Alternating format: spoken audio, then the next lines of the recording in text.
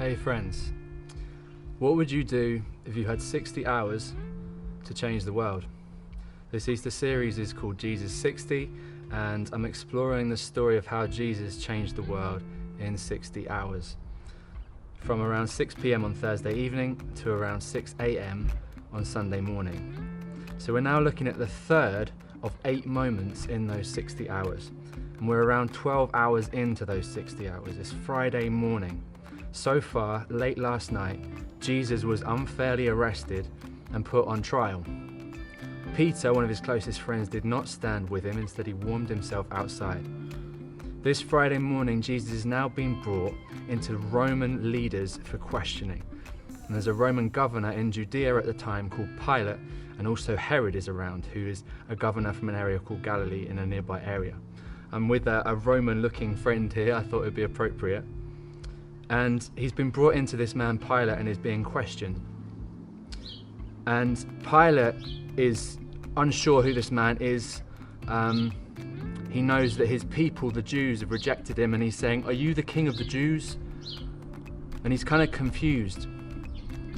And he ends up saying this. He says, "I am innocent of this man's blood. See to it yourselves." He doesn't take responsibility for putting this man on trial, and he actually thinks Jesus is innocent.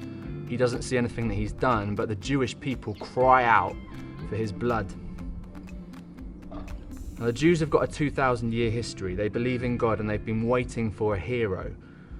But the Romans run the show in Jerusalem. They're the ones in charge. So Pilate was a Roman, and this is not his problem. It's a Jewish problem. But he is in charge, and he is responsible for deciding who gets crucified and who doesn't, for deciding these criminal issues. And it's like he's incredulous. He's like, "Who's in charge here? Because you're supposed to be their leader. That's what I thought. And yet they want you killed. Who's in charge here?" And he's thinking, like, us Romans don't arrest and accuse our leaders like this. Although actually Julius Caesar, one of the first Roman leaders, was assassinated by his own people.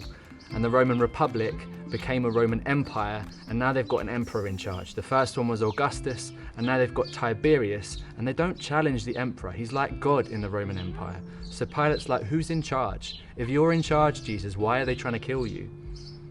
And Jesus says, "My kingdom's not of this world." But Pilate comes to this point where he says, "You know what? See to it yourselves. I'm not going to take responsibility. This is your problem. This is your problem."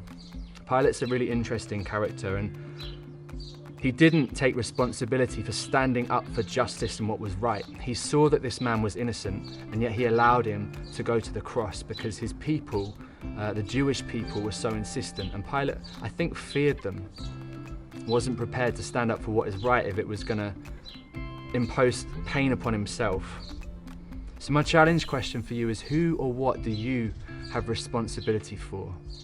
And do you stand up for what's right in that position?